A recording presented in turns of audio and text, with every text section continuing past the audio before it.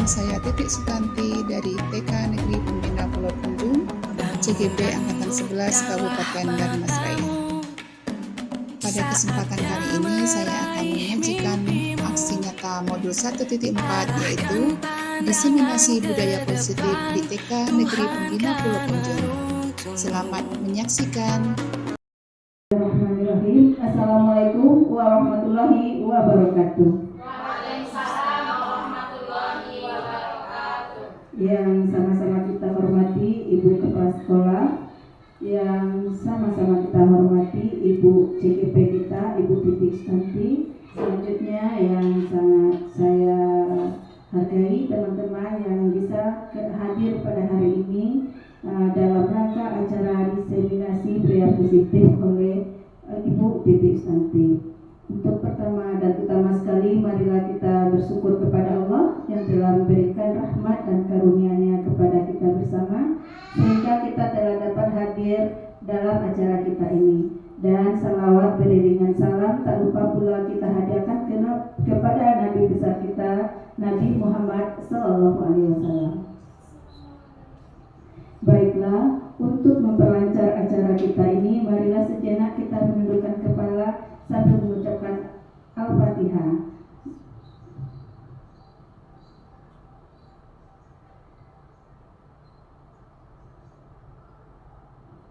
Selesai.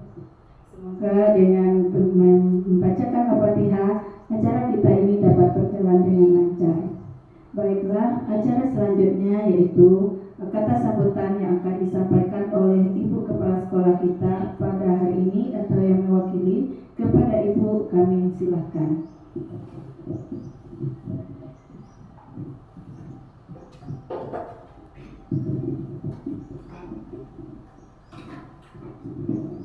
Bismillahirrahmanirrahim. Assalamualaikum warahmatullahi wabarakatuh.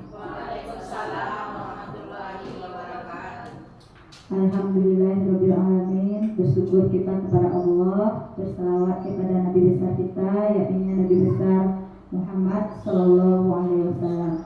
Yang saya hormati Ibu Majelis Guru TK Negeri Pembina Pulau Punjung, seterusnya Ibu calon guru penggerak kita TK Negeri Pembina Pulau Punjung, Ibu Titik Sutanti, dan kepada adik-adik mahasiswa dari yang telah meluangkan waktunya untuk dapat hadir menghadiri acara diseminasi budaya positif oleh Ibu CGP kami, Ibu Titik Sutanti. Sekali lagi terima kasih kami ucapkan. Sebenarnya Ibu, pesan dari Ibu Kepala Sekolah kita, yang pertama permohonan maaf karena beliau hari ini tidak bisa menghadiri acara ini. Yang kedua, ucapan terima kasih kepada Bu Titik Sutanti, walaupun dalam melengkapi tugas CGP-nya, mudah-mudahan ilmu yang disampaikan nanti bisa menjadi apa bagi kita, pembelajaran yang baru bagi kita bersama di TK Pembina ini. Seterusnya juga Ibu Kepala Sekolah menyampaikan pesan kepada kita bersama, mari sama-sama kita ikuti acara ini dengan sebaik-baik mungkin. Bertanyalah kalau ada yang ingin ditanyakan. Mudah-mudahan nanti yang disampaikan Bu Ati tersebut membawa perubahan kepada sekolah kita menuju yang lebih baik nantinya. Mungkin hanya itu yang dapat disampaikan. Mari sama-sama kita ikuti dengan baik. Kalau ada kesalahan saya mohon maaf. Assalamualaikum warahmatullahi wabarakatuh.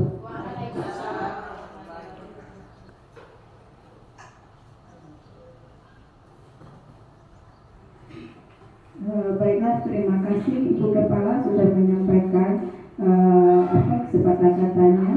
Selanjutnya acara yang sangat kita tunggu-tunggu yaitu penyampaian diseminasi budaya positif oleh CGP kita, Ibu Titik Sutanti. Kepada Ibu waktu di tempat disilakan. Dari pulau ke Bukit Mendawa, lewat jembatan kabel merah warnanya, Selamat datang cikgu hebat semua. Yang menjawab salam bertambah rezekinya.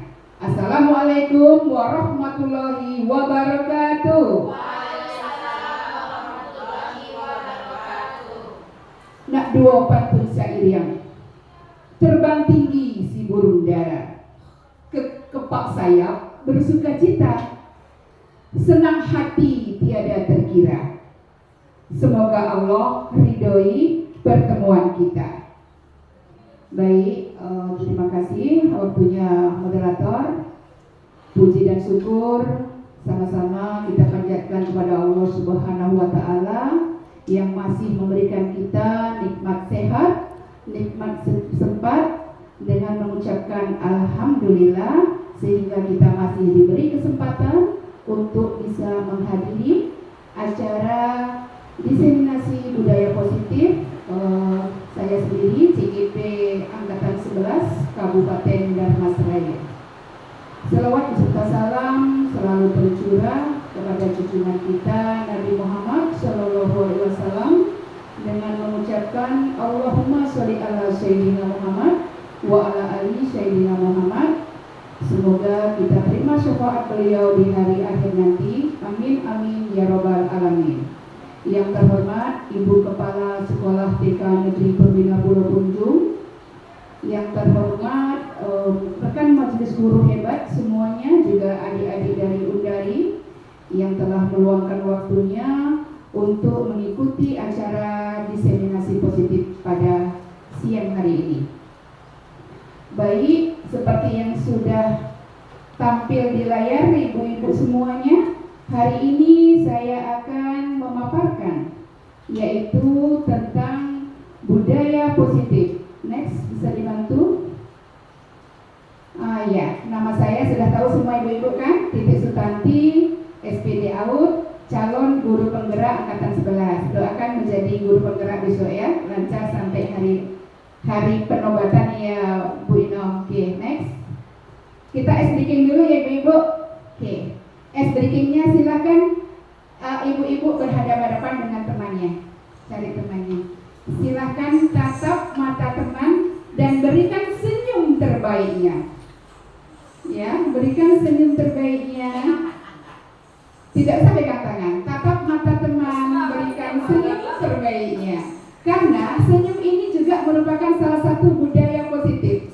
Dari senyum ibu-ibu yang tulus, nanti akan muncul budaya positif bahwasanya kita ini menjadi orang yang ramah, orang yang empati. Oke, sudah senyum semuanya? Oh sudah, oke. Tepuk tangan untuk kita semua ya. Oke. Bagaimana perasaannya setelah melihat wajah-wajah kawan tadi? Senang atau bagaimana? Ada kawan yang senyumnya ditahan-tahan, ada kawan yang senyumnya separuh hati barangkali. Tapi ibu yakin di pembina ini karena kita semuanya satu saudara, satu keluarga ya, tentu kita akan merasa kita sudah sama-sama menjadi bagian dari keluarga besar TK Negeri Pembina dan kita menjadi orang-orang yang selalu dirindukan oleh kulit kita. Amin. Mudah-mudahan ya ibu-ibu ya. Oke, next Bu Ino. Oke, sebelum kita mulai selanjutnya acara diseminasi ini, baiklah kita akan membuat kesepakatan forum diseminasi. Seperti ini ibu mencoba salah satu saja, menghargai siapapun dalam kita nanti berdiskusi, kita ketika teman berbicara atau mau mengungkapkan pendapatnya, kita mendengarkan. Gimana, setuju ibu-ibu? Setuju. Yang kedua, menjadi pendengar yang baik, ya seperti tadi ya. Yang ketiga, fokuskan hati dan pikiran untuk kegiatan ini. Tinggalkan dulu masalah-masalah, barangkali ibu di rumah ini penuh dengan masalah atau sekarang sedang menghadapi masalah. Untuk saat ini ibu mohon kita fokuskan hati dan pikiran kita untuk mendengarkan paparan materi yang akan saya sampaikan. Setuju ibu? Setuju. Mungkin ada yang mau pulang kampung, tinggalkan sebentar ya. Kita fokus untuk sekarang. Oke. Barangkali adakah kesepakatan lain yang akan ditambahkan untuk kegiatan kita siang hari ini? Cukup ya? Oke. Oke, cukup Ibu-ibu? Oke, next Bu Im. Ini sudah cukup ya, oke, sip. Baik. Paparan materi yang akan saya sampaikan yaitu tentang budaya positif. Di dalam budaya positif itu mempunyai beberapa elemen, mempunyai beberapa bagian sehingga akan tercipta suatu budaya positif. Nih, sebagai seorang guru yang baik harus memiliki kemampuan dalam mewujudkan budaya positif di sekolah. Budaya positif tersebut dapat dijalankan dengan menerapkan konsep-konsep. Berarti dari rangkaian yang akan seperti disiplin positif, motivasi perilaku manusia, keyakinan sekolah atau keyakinan kelas, kebutuhan dasar manusia, posisi kontrol restitusi, juga segitiga restitusi, itu akan mendukung terciptanya budaya positif. Next, Bu In. Yang akan kita bahas pertama yaitu mengenai disiplin positif. Apa itu disiplin positif? Oke, disiplin positif merupakan suatu cara penerapan disiplin yang mengajarkan anak bertanggung jawab dan menumbuhkan kesadaran diri berdasarkan nilai-nilai kebajikan. Oke, berarti itu salah satu elemennya isi diri pengertian dari disiplin positif. Seterusnya, disiplin positif lebih ke arah disiplin diri yang dapat mengontrol diri dalam melakukan segala tindakan. Oke, next Bu In. Next. Oke, disiplin positif juga adalah disiplin diri, dapat membuat murid memahami dan menyadari berdasarkan motivasi internal. Motivasi internal itu adalah motivasi dari dalam diri murid, bukan karena paksaan, bukan akibat paksaan, ujian ataupun hukuman, yang itu adalah merupakan motivasi eksternal. Oke, next Bu In. Baik. Jadi dari disiplin positif tadi ada motivasi internal tanpa motivasi eksternal. Muara semua itu yaitu nilai-nilai kebajikan. Sementara kita mengetahui untuk pendidikan saat ini di kurikulum Merdeka, nilai-nilai kebajikan itu akan termaktub di dalam 6 karakter dalam profil pelajar Pancasila. Ya kan Ibu-ibu? Iya, berarti nilai-nilai kebajikan yang kita tanamkan kepada murid itu sebenarnya muaranya kepada 6 karakter ini. Karena kita sebagai pendidik, kan kita ini muaranya Ibu-ibu. Apapun yang kita lakukan itu adalah cara kita atau inovasi kita. Tetapi muara kita mendidik anak usia dini, ya ini untuk mewujudkan mereka mempunyai profil pelajar Pancasila. Nah, apa saja sih profil pelajar Pancasila? Mungkin ada yang tahu Ibu-ibu nih. Yang pertama seperti yang tergambar, kok bisa baca Ibu-ibu? Beriman, bertakwa kepada Tuhan Yang Maha Esa. Itu pasti ya Ibu-ibu ya. Mandiri, karena sebenarnya profil ini sudah baku dan sudah mencakup semua karakter yang akan kita capai untuk tujuan pembelajaran kita. Profil yang selanjutnya karakternya yaitu berkebinekaan global, bergotong royong, kreatif, bernalar kritis. Nah, semua dari 6 elemen di profil pelajar Pancasila ini wajib kita motivasi, wajib kita tumbuhkan di diri anak didik kita. Oke. Next Bu In. Dari disiplin positif kita mengacu lagi kepada yaitu yang kedua, motivasi perilaku manusia. Apa sih motivasi perilaku manusia itu? Next Bu In. Nah, motivasi perilaku manusia yang pertama yaitu untuk menghindari ketidaknyamanan atau hukuman.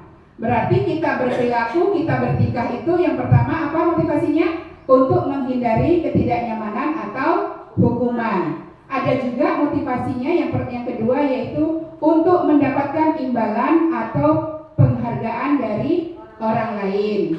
Yang ketiga, untuk menjadi orang yang mereka inginkan dan menghargai diri sendiri dengan nilai-nilai yang mereka percaya. Setiap tingkah laku kita, setiap perbuatan kita, pasti kita mempunyai motivasi. Bukan begitu ibu-ibu? Contohnya, ketika Bu Ati ini, ibu sendiri umumnya, datang pagi ke sekolah. Apakah ibu motivasinya untuk menghindari ketidaknyamanan?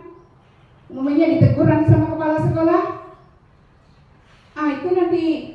Itu yang motivasi pertama. Atau motivasi ibu ini datang ke sekolah umumnya ada iming-iming guru yang rajin dapat bonus tas ketika akhir semester gitu ya Bu. Dapat ujian. Apa seperti itu? Atau yang terakhir, untuk menjadi orang yang mereka inginkan dan menghargai diri sendiri. Bahwasanya ketika ibu ini datang pagi tanpa ibu dapat memikirkan akan dihukum, tanpa ibu memikirkan akan dapat ujian, dari keyakinan dari ibu, dari motivasi internal ibu akan tetap datang untuk menghargai bahwasanya waktu itu adalah sangat berharga bagi ibu. Nah, itu motivasi yang paling baik, yaitu untuk menjadi orang yang mereka inginkan, menghargai diri sendiri. Kita bisa memanage waktu walaupun tidak ada embel-embel yang lain. Oke, next Bu In. Oke, barangkali ada yang mau di itu? Atau next aja dulu ya, lanjut aja dulu. Oke. Yang selanjutnya yaitu keyakinan sekolah atau keyakinan kelas.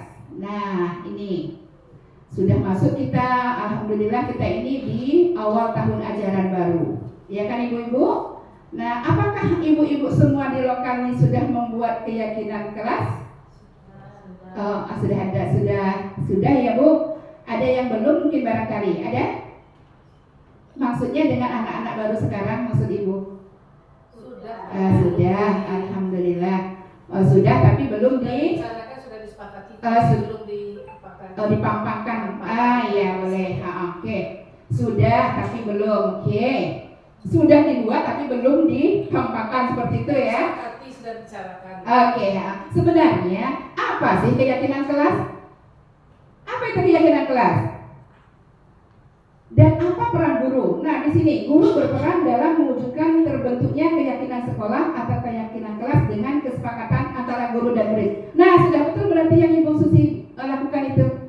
Nah, dengan murid bukan cuma kemauan guru, tapi kita juga bersama murid membuat keyakinan atau nilai-nilai kebajikan tadi kita lakukan di kelas kita. Gimana Bu? Kita sepakati dulu. Oh iya, kita sepakati dulu. Berarti guru juga mempunyai peran di situ ya, bukan cuma murid saja. Apalagi kita sekarang menjadi pendidik anak usia dini. Terkadang anak-anak baru mereka kan ada transisi dari KB atau dari yang nggak sekolah mungkin di rumah pergi ke TK. Mereka tidak akan mengerti apa tuh sih nilai-nilai kebajikan atau keyakinan. Mereka yang tahu apa? Aturan. Oke? Yang mereka tahu aturan. Tidak boleh ini, tidak boleh itu. Mungkin seperti itu di rumah. Iya kan ibu-ibu? Tidak boleh membuang sampah, tidak boleh kata-kata seperti itu, kata-kata negatif. Jadi sebagai guru kita berperan untuk membuat keyakinan kelas dengan kata-kata positif. Next Bu In. Ini betul. Keyakinan sekolah atau kelas yaitu berupa pernyataan universal yang mudah diingat dan dipahami dan harus diterapkan di lingkungan sekolah atau lingkungan kelas. Berarti di sini sudah jelas sekali bahwasanya itu ada kata-kata universal, pernyataan universal yaitu nilai-nilai kebajikan yang kalau di sekolah ini yang kita tahu yaitu apa tadi ibu-ibu nilai kebajikan kita tadi? Profil, mengacu kepada profil pelajar Pancasila. Nah, itulah nilai-nilai kebajikan. Sebenarnya masih banyak nilai-nilai kebajikan. Apa itu nilai-nilai kebajikan? Nilai-nilai yang kita anggap itu nilai-nilai yang sudah lumrah dan itu baik ketika kita lakukan di dalam masyarakat. Contoh, jujur, Ibu? Jujur juga itu nilai kebajikan. Bertanggung jawab, walaupun itu maktub tadi tidak terbaca di profil, tapi itu sudah ada di dalam poin-poin elemen profil pelajar Pancasila. Oke. Next Bu In. Nah, bagaimana sekarang caranya kita sebagai pendidik anak usia dini membuat suatu keyakinan kelas atau keyakinan sekolah kita. Tapi kalau di pembina ini kita keyakinan kelas dulu ya Ibu-ibu, biasanya yang sudah kita lakukan. Tapi kalau keyakinan kelas itu karena anak berbeda, tentu yang kemarin juga boleh menjadi acuan. Tapi mana tahu anak-anak baru punya juga apa yang ada dalam pikiran mereka. Tetap kita akomodir. Jadi sebagai guru kita mengambil mana yang terbaik dari pendapat-pendapat murid kita menyaring dan kita bertugas menyimpulkan. Akhirnya keyakinan-keyakinan nilai-nilai kebajikan tadi bisa kita tuangkan untuk menjadi sebuah keyakinan kelas. Oke, di sini bisa Ibu bacakan bagaimana sih pembentukan dari keyakinan sekolah atau keyakinan kelas. Yang pertama, bersifat abstrak berupa pernyataan universal, yaitu tadi nilai-nilai kebajikan yang kita percaya ya Ibu-ibu ya. Yang ketiga, dibuat dalam pernyataan positif, tidak menggunakan kata tidak, mungkin seperti itu ya, tapi lebih kita arahkan ketika mereka ke KKO. Kalau mungkin yang ini ke guru bahasa, boleh kita bertanya besok ya Bu In. Kata kerja operasional. Oke. Sudah tuh sedikit saja agar mudah diingat. Apalagi kita sebagai pendidik anak usia dini yang kita layani, tentu anak-anak usia dari umur berapa Ibu-ibu anak kita layani? 4 sampai 6 tahun, yang konsentrasinya tentu tidak bersama dengan anak-anak yang usia lebih fase selanjutnya, fase E, fase F seperti itu. Mungkin anak-anak SMA, anak SMP tentu tidak sama. Sedangkan untuk menggabungkan dua atau mengucapkan kembali 3 suku kata saja mungkin mereka sudah payah, ya kan? Mengingatnya kembali. Makanya sebagai guru kita harus berupaya membuat kata-kata itu yang familiar, yang sudah sering didengar sama anak, dan boleh kita ulang-ulang setiap hari juga keyakinan kelas itu agar mereka semakin mengingatnya. Oke? Selanjutnya sesuai dengan kondisi kelas sekolah sehingga mudah diterapkan. Tentu ini sudah pas, sudah baik, karena bagaimanapun keyakinan kelas kan kita yang memakai, bukan orang lain. Ya kan Ibu-ibu? Bukan orang lain. Kalau seorang yang membuat peraturan, kita nih membuat peraturan nih bersama, kita sendiri membuat peraturan, tentu kita akan merasa malu jika kita melanggar peraturan. Bukan begitu Ibu? Beda kalau yang membuat peraturan satu orang saja. Contoh, nih Bu Ati buat peraturan karena Ibu. Nah, umumnya di dalam peraturannya, silakan meletakkan tas ke loker, umpamanya gitu. Tapi anak itu kan sekedar Ibu tulis saja tanpa Ibu memberitahu. Apakah mereka akan merasa mempunyai kewajiban untuk melakukan itu? Merasa nggak mereka? Karena Ibu yang membuat peraturan sendiri dari Ibu nih, tanpa Ibu meminta kesepakatan kepada anak-anak itu. Bagaimana menurut Ibu? Beda kan Bu? Tapi kalau kita tanya anak-anak, apalagi ya sayang ya, apalagi ya yang akan membuat kita di sekolah, di dalam kelas ini menyaman, apa kira-kira yang mau kita lakukan? Nah, kita ajukan kepada anak. Jadi pertanyaan itu bukan cuma jawabannya iya dan tidak, bukan. Pertanyaan pematik yang baik adalah pertanyaan yang mempunyai beribu jawaban barangkali. Jadi bukan pertanyaan tertutup, tapi pertanyaan terbuka, ya. Jadi tidak, ketika kita menanya ke anak sebaiknya tidak mempunyai jawaban iya atau tidak, tetapi kita membuat pertanyaan pematik yang bisa memunculkan jawaban-jawaban yang beragam dari anak. Oke. Selanjutnya semua warga sekolah atau kelas dilibatkan. Nah, ini sudah pasti ya Bu Ibu ya, dalam membuat keyakinan kelas. Tentu bukan hanya monopoli dari guru dengan kepala sekolah barangkali ya Ibu-ibu, bukan.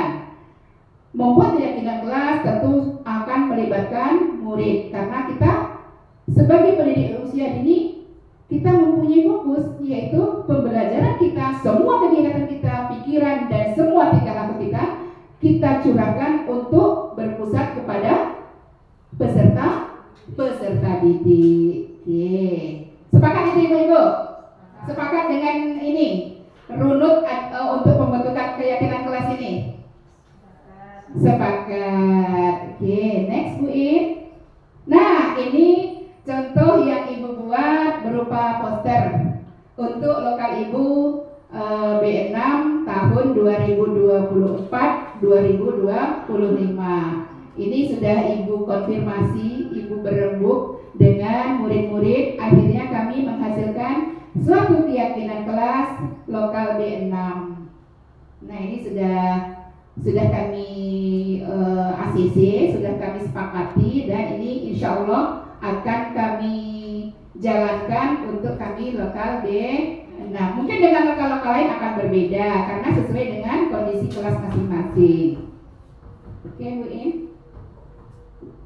Oke. Sepertinya kita mau ice breaking lagi ya Bu Ibu ya. Oke.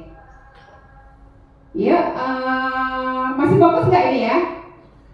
Nah, ice breakingnya yaitu katakan yang ibu katakan. Katakan yang ibu katakan. Oke. Apa ya? Mangga, mangga, jambu, jambu, jambu. Mangga, mangga, jambu, jambu, jambu. Mangga, mangga, jambu, jambu, jambu. Ada berapa mangga? Dua. Ada berapa mangga? Oh iya, betul, nggak fokus. Tepuk tangan tuh Wino. Yang lain belum fokus, Bu In. Coba ulang. Tunggu loh. Mangga, mangga, jambu. Bu In udah, Bu In stay. Bu In nggak usah ngomong lagi, Bu In dah. Mangga, mangga, jambu, jambu, jambu. Ada berapa jambu? Hah? Ada berapa jambu? Oke, sudah fokus saya semua. Tepuk tangan kita hari ini.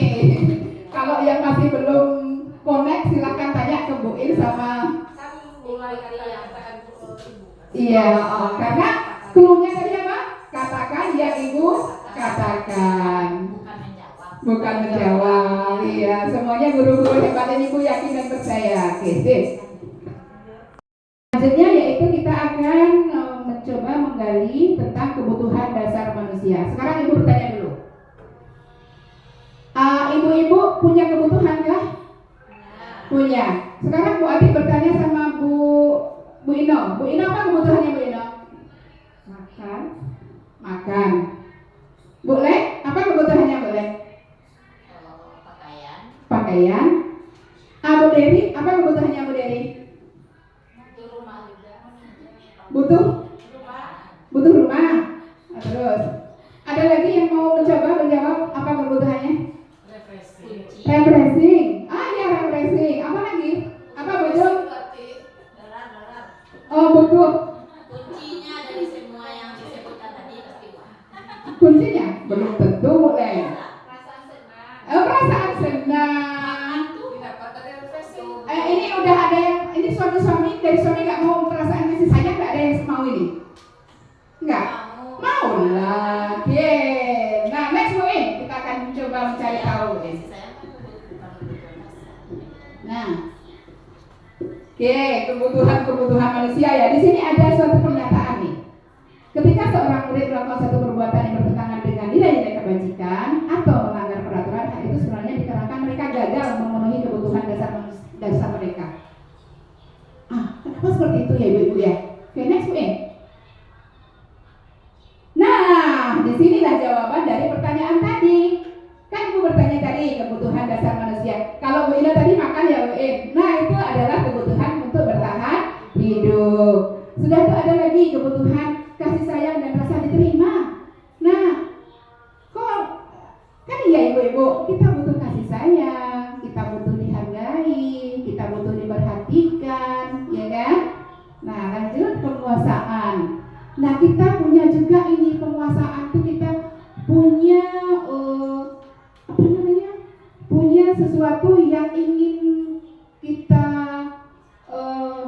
pertahankan penguasaan. Nah, selanjutnya kebebasan. Nah, kita juga bebas memilih. Andai kan Bu Ati nggak suka nih jilbab ini umpamanya, dipaksa juga dengan jilbab ini, gimana rasa hati kita? Kurang nyaman, dongkol kan Bu mendongkol. Nah, itulah kebutuhan dasar. Juga Bu Susi tadi, kesenangan, namanya healing. Butuh nggak healing Ibu? Butuh lah. Sesekali kita healing, nggak di rumah saja, setahun di rumah terus. Apa rasanya? Jenuh, bosan. Kita sesekali perlu refreshing. Itu adalah 5 kebutuhan dasar manusia. Ibu ulang lagi, yaitu kebutuhan bertahan hidup, kasih sayang, dan rasa diterima, penguasaan, kebebasan, juga kesenangan. Next Bu In. Studi kasus. Ini adalah kisah nyata yang pernah terjadi di TK Pembina. Ya, ini kisah nyata Ibu-ibu. Bu Susi, guru wali kelas D4, sedang bingung menghadapi ulah salah satu murid di kelasnya Pak Reza. Beberapa anak telah mengeluhkan Pak Reza yang seringkali meminta bekal makan mereka dengan paksa. Jika ibu-ibu yang lain nih, Bu Susi nggak usah jawab Bu Susi. Jika Anda menghadapi situasi seperti itu, seperti Ibu Susi ini, nah, apa yang akan ibu-ibu lakukan? Menurut ibu-ibu, kira-kira apa alasan Pak Reza melakukan itu? Kira-kira apa, Bu? Iya Bu In ya, mungkin Bu In katanya karena kebutuhan hidupnya tidak terpenuhi. Nah, akhirnya dia meminta-minta sama temannya ya Bu In ya. Nah, ada lagi, kira-kira apa? Ada nggak kebutuhan lain yang dari 5 tadi yang belum terpenuhi sama Pak Reza sehingga dia meminta membekal makanan? Mungkin sebelum next nanti ada penjelasannya. Coba ibu-ibu ada lagi nggak? Pak Reza tadi kan meminta makanan ini, kadang ya habian makanan kawannya ya Bu Susi. Nyampe paksa, mau makanan itu. Apa kira-kira? Penguasaan. Nah, dia mau oke. Ada lagi? Oke. Kesenangan, iya. Oke, next Bu In, kita apa? Nah, ini alasan pertama. Karena ia lapar dan orang tuanya tidak membawakan bekal makanannya. Mungkin itu ya. Ini kan bertahan hidup. Iya, ini bertahan hidup. Survival, bertahan hidup. Nah, lanjut Bu In, yang kedua alasannya. Karena dia merasa senang temannya menjadi perhatian gitu. Nah, ketika temannya melaporkan tindakan itu pada gurunya dan gurunya memberitahu orangnya sehingga orangnya juga memperhatikan, yaitu kebutuhan kasih sayang. Nah, biar orang tuanya tuh lebih memperhatikan dia, merasa dia dihargai, merasa dia disayangi, merasa diperhatikan. Next Bu In. Nah, ini penguasaan tadi kayaknya ya Bu ya, karena temannya jadi takut dengan dia dan menuruti keinginannya. Sebenarnya temannya itu dia merasa bangga ini. Kawan jadi takut, bisa awak meminta makanannya. Itu adalah penguasaan ya, kekuasaan kebutuhan dasarnya. Yang keempat, karena mungkin Pak Reza ini bosan dengan bekal makanan yang dibawa sama mamanya di rumah. Itu kayak itu makanan. Tidak ada variasi, barangkali itu ya. Dan dia melihat kawan-kawannya kok makanannya macam-macam, kok kayaknya enak sekali makanannya ini. Belum pernah deh aku mencicipi ini. Akhirnya timbul keinginan Pak Reza untuk meminta. Dia pingin bebas tadi, dia mau yang itu semuanya, yaitu tentang kebebasannya, bebas pengen itu. Nggak itu kayak itu sih dek mama. Ikut nggak tiap hari mungkin dibawain bekal tanpa mempunyai variasi. Jadinya dia merasa itu adalah sesuatu tekanan yang membuat dia tidak nyaman. Nanti dia minta ke mamanya, rupanya kena marah pula sama mamanya. Lah itu saya bawa, nggak usah banyak-banyak cakap. Mama nggak sempat yang lain dah. Akhirnya dia kebebasan tadi untuk memilih apa keinginannya tidak terpenuhi dan akhirnya dia mengganggu atau meminta makanan temannya yang dirasa enak tadi. Oke, next Bu In. Karena ia melakukannya karena iseng saja dan menikmati ekspresi wajah teman-temannya yang kesal karena diambil makanannya dan menurut dia ekspresi teman-temannya itu lucu. Maka Pak Reza berarti sedang berusaha memenuhi kebutuhan akan kesenangan.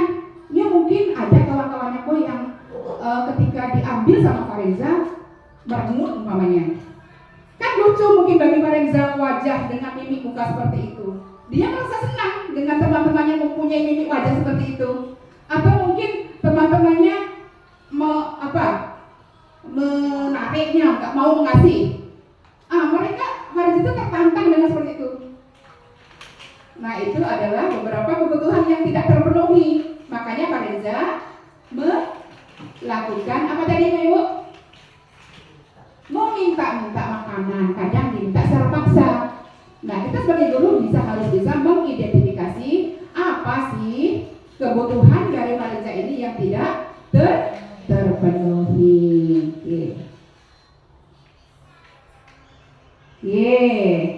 Sekarang lanjut ke posisi kontrol restitusi. Apa sih posisi kontrol restitusi?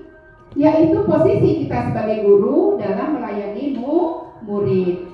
Kita ini sebagai guru menjadi guru sebagai apa sih? Guru sebagai penghukum. Ini pelajaran baru ya Ibu ya. Pengetahuan baru yang Ibu dapat, Bu Ati dapat ketika menjadi guru, calon guru penggerak. Inilah. Selama ini Ibu nggak tahu itu. Pokoknya Ibu ngajar saya lah. Baik itu terjadi apa sama anak kita selesaikan. Tanpa Ibu tahu bahwasanya ada beberapa posisi kontrol yang bisa pembagiannya kita sebagai guru. Yang pertama rupanya ada di sini sebagai guru sebagai penghukum. Yang kedua guru sebagai pembuat merasa bersalah. Yang ketiga guru sebagai teman. Yang keempat guru sebagai pemantau. Yang kelima yaitu guru sebagai manajer. Berarti kita sebagai guru ini mempunyai 5 posisi kontrol. Next Bu In. Nah, di sini kita bisa melihat ada motivasi dan identitas gagal, identitas berhasil. Ketika kita menjadi penghukum dan membuat perasa bersalah, itu adalah identitas gagal. Ketika kita menjadi teman dan pemantau, itu sudah berhasil. Lalu apa sih yang paling baik di antara 5 posisi kontrol kita sebagai guru? Yaitu yang terakhir, yaitu sebagai manajer. Nanti kalau Ibu bacakan satu-satu, Pak. Boleh Ibu baca sebentar, silakan. Silakan Ibu pahami. Guru berbuat, mengkritik, menunjuk-nunjuk, menyakiti, menyindir, itu penghukum. Berceramah, mengatakan seharusnya Ibu kecewa, itu adalah pembuat rasa bersalah. Sudah tuh membuat alasan-alasan untuk muridnya. Ini posisi kita sebagai teman. Sebagai pemantau yaitu menghitung dan mengukur. Itu sebagai pemantau. Kalau sebagai manajer mengajukan pertanyaan. Nah, itu guru berbuat. Guru berkata lagi, kalau kamu tidak melakukannya, awas ya, rasakan. Pernah kita seperti itu Ibu-ibu? Mudah-mudahan enggak ya, enggak mudah-mudahan. Kamu seharusnya kamu sudah tahu, Ibu lelah sekali mengatakannya, Ibu stres. Nah, itu posisi Ibu sebagai pembuat rasa bersalah. Berarti kita menyalahkan anak, bahwa itu intinya. Kita menyalahkan kelakuan anak. Ayolah, lakukan demi Ibu. Nah, itu sebagai teman. Berarti kita menganggap murid kita itu kita ibaratkan sebagai teman kita, bukan sebagai anak kecil lagi atau sebagai anak didik kita, tapi kita memperlakukannya sebagai teman. Apa peraturannya? Nah, kalau di posisi pemantau ini itu adalah konsekuensi. Berarti sudah ada peraturan ketika mereka melanggar. Nah, itu konsekuensinya seperti apa? Nah, itu poin pokok ketika menjadi pemantau. Kalau kita menjadi manajer, apa yang kita yakini? Berarti ini keyakinan kelas tadi, Ibu-ibu. Kita mengulang kembali keyakinan kelas yang telah kita buat. Oke, next Bu In. Nah, nih posisi kontrol restitusi. Dari di antara kelima posisi kontrol tersebut, ya betul ya, sebaiknya guru menggunakan posisi kontrol sebagai manajer. Next, Bu In. Nah, sebagai manajer, guru dapat berbuat sesuatu bersama murid, mempersilahkan murid bertanggung jawab dan mendukung murid agar dapat menemukan solusi. Next, Bu In. Selain itu, posisi manajer mengacu pada restitusi yang dapat menjadikan murid sebagai manajer bagi dirinya sendiri, sehingga dapat tercipta identitas positif pada diri murid. Oke, itu tadi ya Ibu-Ibu ya. Berarti kita sebagai guru ini kita harus memposisikan kita di posisi mana Ibu-Ibu? Sebagai manajer. Berarti sebagai manajer itu kita membuat murid sadar. Bukan kita membuat mereka merasa bersalah, bukan membuat mereka merasa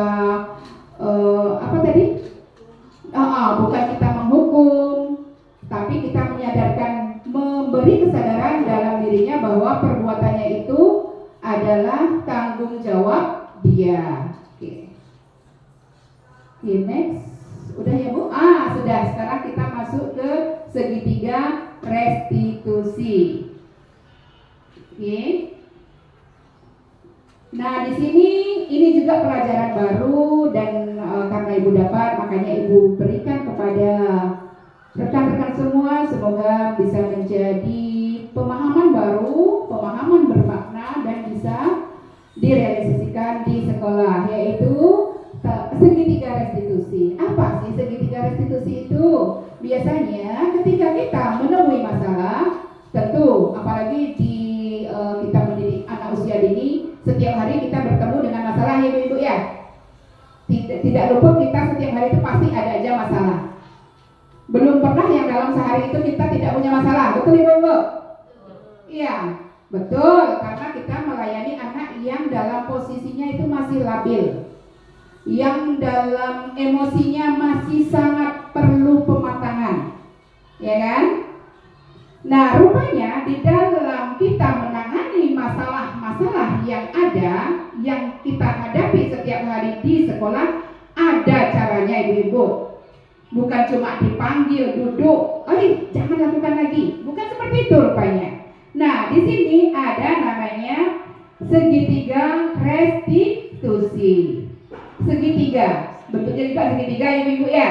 Nah, yang mendasar itu adalah menstabilkan identitas atau stabilize the identity.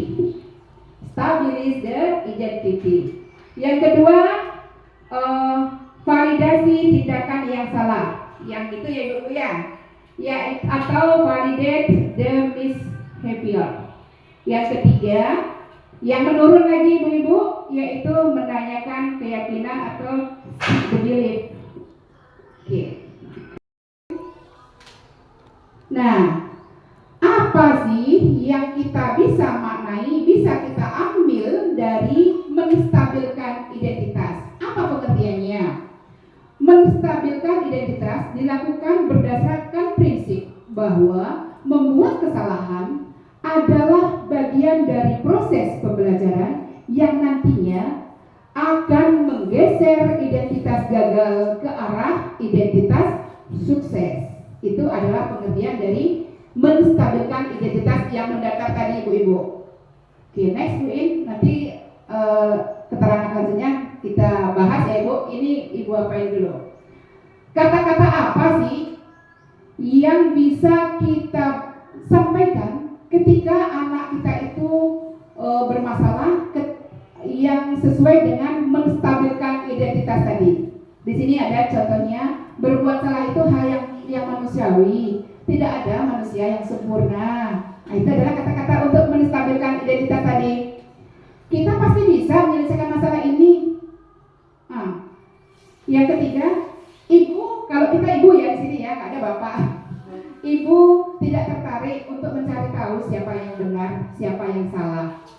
Ibu lebih tertarik untuk menyelesaikan masalah kamu, masalah kita, masalah ini. Seperti itu.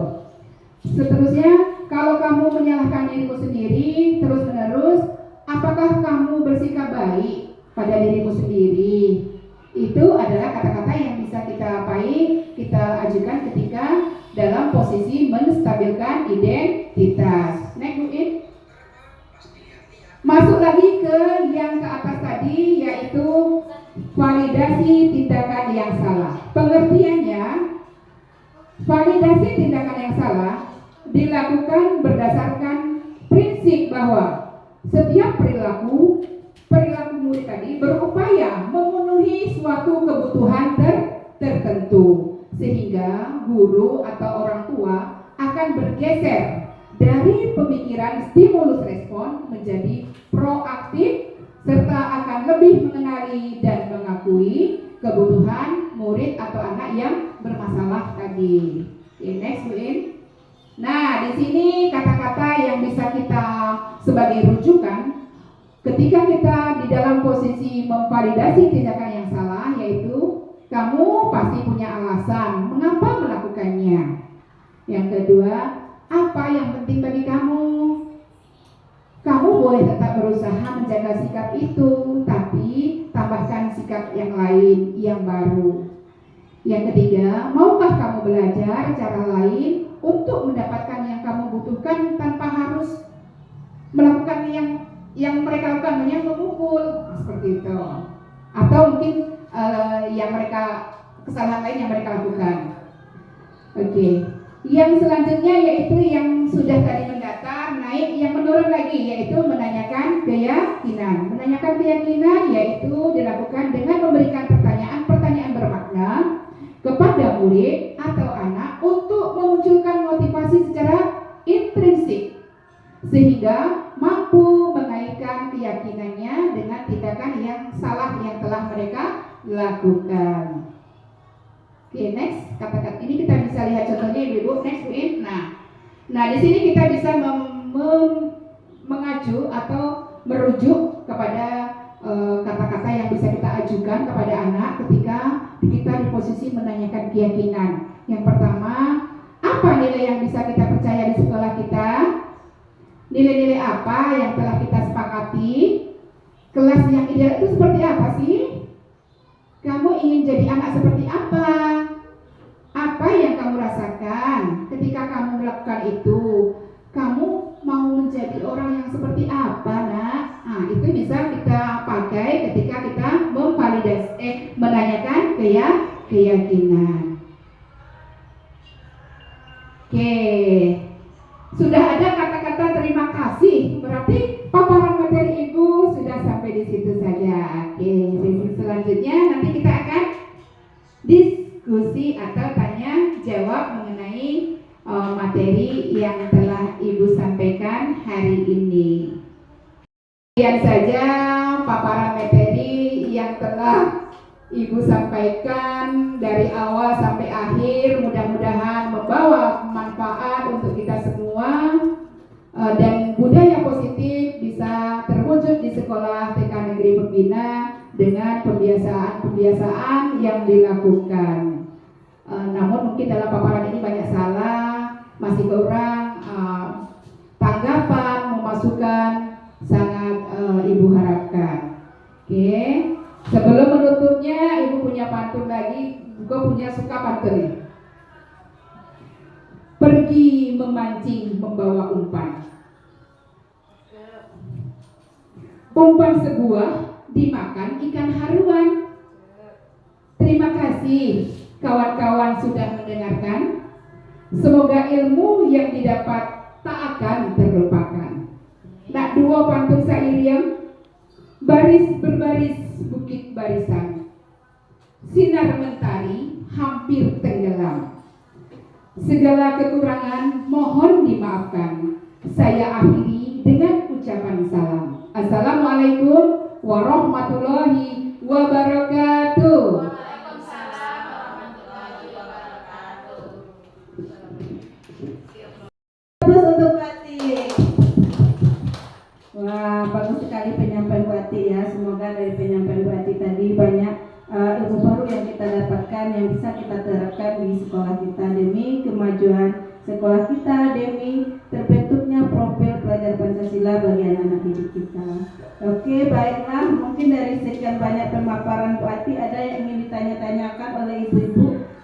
Sekarang kita buka sesi pertama ya, ada 3 pertanyaan. Bagi yang mau bertanya disilahkan. Oke, silahkan. Dari siapa? Nah, silakan. Ayo. Baiklah, izin bertanya kepada Bu Ati. Perkenalkan diri dulu. Perkenalkan, nama saya Fitri Hermayanti. Iya, lanjut Bu kami. Iya. Baiklah, yang ingin saya tanyakan yaitu bagaimana cara agar budaya positif tersebut akan terlaksana secara kontinu di sekolah. Baik, terima kasih. Terima kasih atas pertanyaannya. Kita lanjut pertanyaan berikutnya ya Bu Ati. Ada lagi yang mau bertanya mungkin? Bu Dery mungkin? Bukan. Ada yang mau bertanya? Oke, silakan. Assalamualaikum warahmatullahi wabarakatuh. Izin Bu, izin bertanya kepada Ibu Ati. Perkenalkan, nama saya Romianti. Izin bertanya Bu, apa kendala yang Ibu alami ketika Ibu menerapkan budaya positif di sekolah? Terima kasih. Kendala ya. Oke, untuk selanjutnya pertanyaan selanjutnya masih ada yang bertanya. Ayu, ada lagi yang mau bertanya?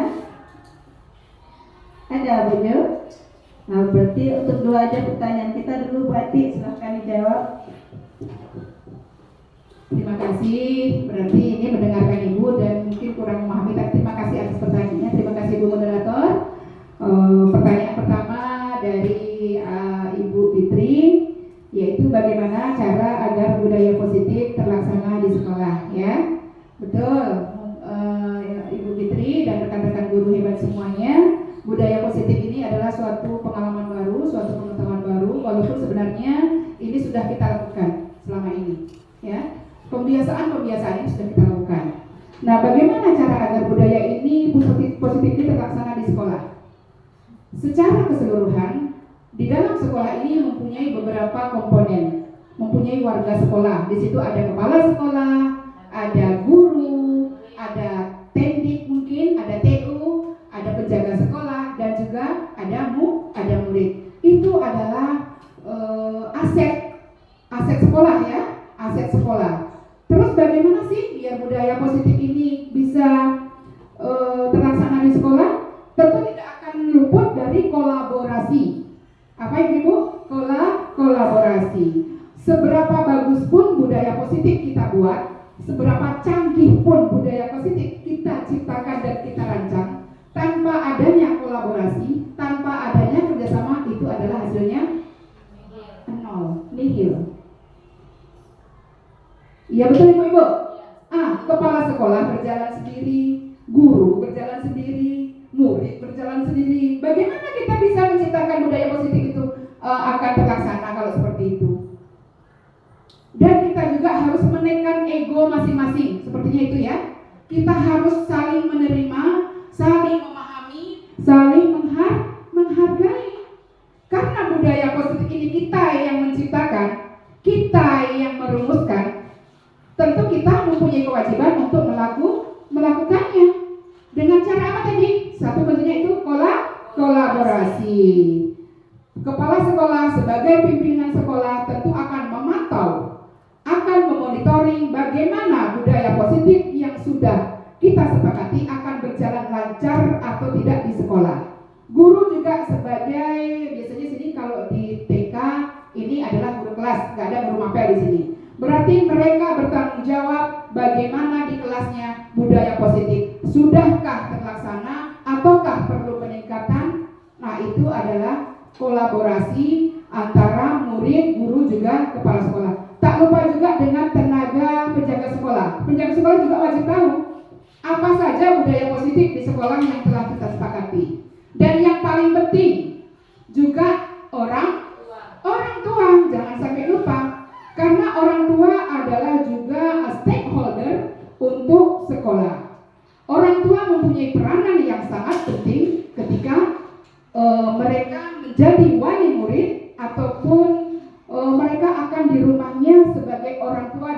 anak didik kita. Karena kalau sedapat mungkin budaya positif ini adalah kan nilai-nilai kebajikan intinya Bu. Nilai-nilai kebajikan itu bukan hanya di sekolah saja dilakukan. Nilai-nilai kebajikan itu juga harus tersinkron ketika mereka anak didik kita berada di sekolah. Bagaimana Ibu Fitri? Apakah sudah tercerahkan dengan jawaban tadi? Gimana Ibu? Berarti ini ya kolaborasi yang baik ya. Oke. Pertanyaan selanjutnya, terima kasih kepada Ibu Romi, yaitu apa kendala yang Ibu alami? Nah, sebagai suatu pengetahuan baru dan suatu pembiasaan yang baru, tentu hal ini Ibu banyak sekali mengalami kendala ya kalau sebagai ibu di dalam kelas, apalagi dengan anak-anak baru membuat keyakinan kelas saja itu sudah ada kendala bagi Ibu tuh, apalagi kita menyatukan persepsi, kita menyamakan kesepakatan keyakinan dengan anak didik yang PAUD TK ini yang mempunyai pemikiran yang belum matang mungkin ya, makanya kita sebagai guru mengembangkan, mempunyai kewajiban untuk memaksimalkan kemampuan mereka, itu sudah menjadi kendala. Satu lagi, sebenarnya banyak sih, kendala juga dari murid. Mungkin mereka belum sadar ketika kita membuat keyakinan, tapi tetap sih melanggar keyakinan itu, ya kan? Atau mungkin juga dari guru-guru, dari rekan-rekan semua hebat ini, kita kan kepala yang sama hitam. Cuma pemikiran kita tentu berbeda. Ketika kita mempunyai suatu keyakinan yang merasa kita sudah oke nih, bagus ini kita laksanakan, kadang mereka menganggap kita terlalu berlebihan, lebay lah, itu sih dibuat. Padahal itu adalah sesuatu yang kita yakini itu akan menjadi nilai-nilai kebajikan kita. Nah, satu lagi mungkin dari masyarakat yang belum tahu apa sih itu keyakinan, itu juga menjadi kendala. Ketika mereka tidak sinkron, mereka tidak mengetahui apa-apa saja keyakinan yang telah kita buat, baik itu keyakinan kelas atau keyakinan sekolah. Kalau di kelas kan ada grup lokal tuh, grup WA, bisa kita share itu. Atau mungkin di keyakinan sekolah kita bisa juga kita share di grup sekolah yang terdiri dari, kalau grup lokal kan biasanya cuma anak didik kita ya ibu-ibu ya. Tapi kalau di grup sekolah kan ada iya maksudnya gitu tuh dari maksudnya orang tua cuma di anak didik, tapi kalau di sekolah, grup sekolah kan semua.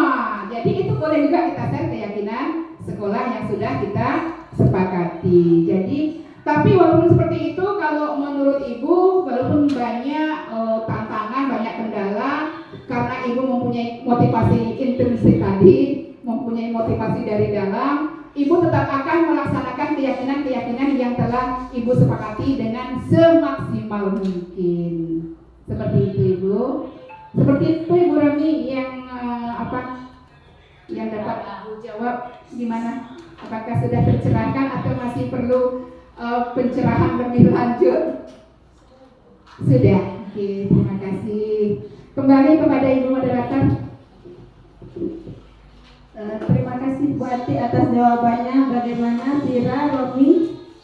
Sudah? Sudah sesuai Bu Ati. Oke, jadi benar ya kata Bu Ati. Bagaimana cara agar budaya positif dapat terlaksana di sekolah? Salah satunya yang paling prioritas utama kita adalah kolaborasi. Bagaimana kita bisa berkolaborasi dengan baik antara murid, guru, kepala sekolah, dan seluruh warga sekolahnya.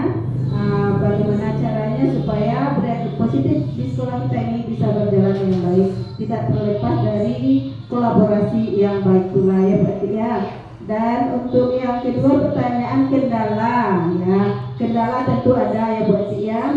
Dari kendala ini mungkin yang harus kita lakukan mungkin pengenalan dulu ya Bu Ati, apa itu keyakinan kelas, kita kenalkan kepada murid, kepada teman-teman guru yang lain, kepada kepala sekolah, juga kepada wali murid. Jadi dari situ mungkin kita bisa berjalan ya Bu Ati, keyakinan kelas kita ini bagaimana terlaksana dengan baik. Oke, mungkin itu acara kita hari ini ya Bu Ati, yaitu diseminasi budaya positif. Mungkin atau ada yang mau bertanya? Sudah pas? Pas, alhamdulillah Bu Ati, ternyata sudah pas. mudah-mudahan dengan adanya acara kita ini supaya kita lebih baik lagi ke depannya. Amin, amin ya rabbal alamin. Baiklah, saya sebagai moderator, kalau ada salah dan janggal saya mohon maaf. Wabillahi taufiq wal hidayah. Assalamualaikum warahmatullahi wabarakatuh. Bagaimana Ibu Fitri? Apakah sudah tercerahkan dengan jawaban tadi? Gimana Ibu? Berarti ini apa? Kolaborasi yang baik ya. Oke. Pertanyaan selanjutnya, terima kasih kepada Ibu Romi, yaitu apa kendala yang Ibu alami? Nah, sebagai suatu pengetahuan baru dan suatu kebiasaan yang baru, tentu hal ini Ibu banyak sekali mengalami kendala ya, kalau sebagai ibu di dalam kelas, apalagi dengan anak-anak baru, membuat keyakinan kelas saja itu sudah ada kendala bagi Ibu tuh, apalagi kita menyatukan persepsi, kita menyamakan kesepakatan keyakinan dengan anak didik yang PAUD TK ini yang mempunyai pemikiran yang belum matang mungkin ya, makanya kita sebagai guru mengembangkan, mempunyai kewajiban untuk memaksimalkan kemampuan mereka, itu sudah menjadi kendala. Satu lagi, sebenarnya banyak sih, kendala juga dari murid. Mungkin mereka belum sadar ketika kita membuat keyakinan, tapi tetap sih melanggar keyakinan itu, ya kan? Atau mungkin juga dari guru-guru, dari rekan-rekan semua hebat ini, kita kan kepala yang sama hitam, cuma pemikiran kita tentu berbeda. Ketika kita mempunyai suatu keyakinan yang merasa kita sudah oke nih, bagus ini kita laksanakan, kadang mereka menganggap kita terlalu berlebihan, lebay lah, itu sih dibuat. Padahal itu adalah sesuatu yang kita yakini itu akan menjadi nilai-nilai kebajikan kita. Nah, satu lagi mungkin dari masyarakat yang belum tahu apa sih itu keyakinan, itu juga menjadi kendala. Ketika mereka tidak sinkron, mereka tidak mengetahui apa-apa saja keyakinan yang telah kita buat, baik itu keyakinan kelas atau keyakinan sekolah. Kalau di kelas kan ada grup lokal tuh, grup WA, bisa kita share itu. Atau mungkin di keyakinan sekolah kita bisa juga kita share di grup sekolah yang terdiri dari, kalau grup lokal kan biasanya cuma anak didik kita ya ibu-ibu ya. Tapi kalau di grup sekolah kan ada iya maksudnya gitu tuh dari, maksudnya orang tua cuma di anak didik, tapi kalau di sekolah, grup sekolah kan semua. Jadi itu boleh juga kita share keyakinan sekolah yang sudah kita sepakati. Jadi tapi walaupun seperti itu, kalau menurut Ibu, walaupun banyak tantangan, banyak kendala, karena Ibu mempunyai motivasi intrinsik tadi, mempunyai motivasi dari dalam, Ibu tetap akan melaksanakan keyakinan-keyakinan yang telah Ibu sepakati dengan semaksimal mungkin. Seperti itu Ibu. Seperti itu Ibu Rami yang yang dapat jawab gimana? Apakah sudah tercerahkan atau masih perlu pencerahan lebih lanjut? Sudah. Oke, terima kasih. Kembali kepada Ibu moderator. Terima kasih Bu Ati atas jawabannya. Bagaimana Tira, Romi? Sudah? Sudah sesuai Bu Ati. Oke, jadi benar ya kata Bu Ati. Bagaimana cara agar budaya positif dapat terlaksana di sekolah? Salah satunya yang paling prioritas utama kita adalah kolaborasi. Bagaimana kita bisa berkolaborasi dengan baik antara murid, guru, kepala sekolah, dan seluruh warga sekolahnya. Bagaimana caranya supaya budaya positif di sekolah kita ini bisa berjalan dengan baik, tidak terlepas dari kolaborasi yang baik pula ya berarti ya. Dan untuk yang kedua, pertanyaan kendala ya. Kendala tentu ada ya Bu Ati ya. Dari kendala ini mungkin yang harus kita lakukan mungkin pengenalan dulu ya Bu Ati, apa itu keyakinan jelas, kita kenalkan kepada murid, kepada teman-teman guru yang lain, kepada kepala sekolah, juga kepada wali murid. Jadi dari situ mungkin kita bisa berjalan ya Bu Ati, keyakinan kelas kita ini bagaimana terlaksana dengan baik. Oke, mungkin itu acara kita hari ini ya Bu Ati, yaitu diseminasi budaya positif. Mungkin atau ada yang mau bertanya? Udah pas? Pas, alhamdulillah, berarti ternyata sudah pas. Mudah-mudahan dengan adanya acara kita ini supaya kita lebih baik lagi ke depannya. Amin, amin ya rabbal alamin. Baiklah, saya sebagai moderator, kalau ada salah dan janggal saya mohon maaf. Wabillahi taufiq wal hidayah. Assalamualaikum warahmatullahi wabarakatuh.